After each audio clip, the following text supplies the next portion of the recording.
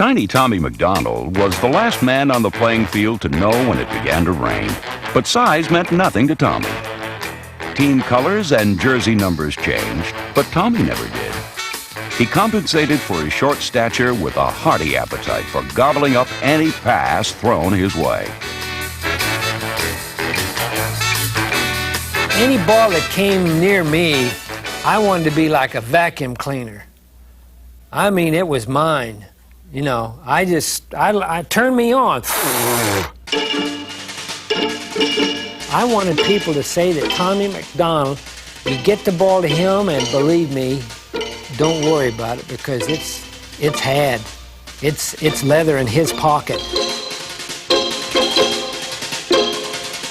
There's a guy who probably could catch the ball better than anybody I ever threw to, as far as just sheer hands of catching the ball if he could touch it. Anything that he could touch, he would catch.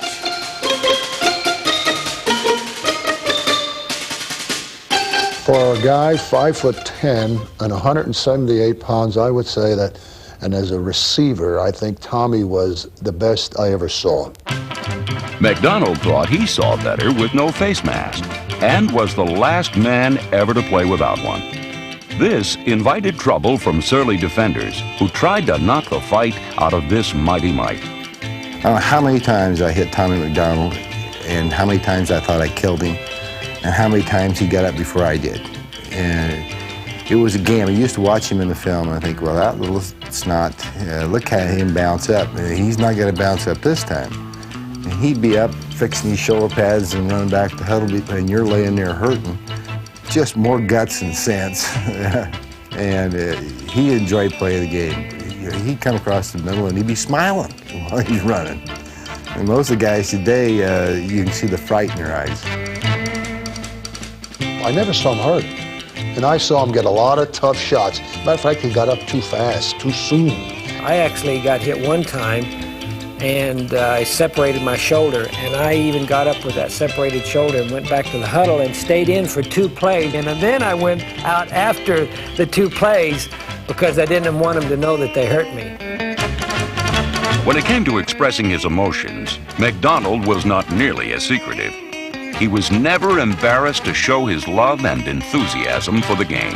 Tommy greeted his teammates with a salesman's grin and a bear hug for the world.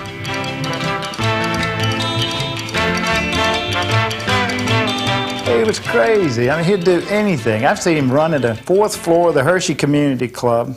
He had little balconies out with wrought iron balconies. He would run and jump over the balcony on the 4th floor and catch himself by one hand. I thought he's gone 4 floors down. He'd just catch himself with one hand. He was a wild man, and everybody thought that he was always inebriated and he never took a drink.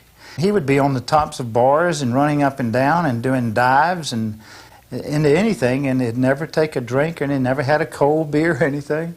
But he was a lot of fun, and I tell you what, when you're on the football field and you needed him, you could throw it in a crowd and he would go get it. With my size and everything, I know the only reason that I was able to make professional football is because I've got a heart as big as a wash tub, and I don't even know the word quit. It's not in my dictionary.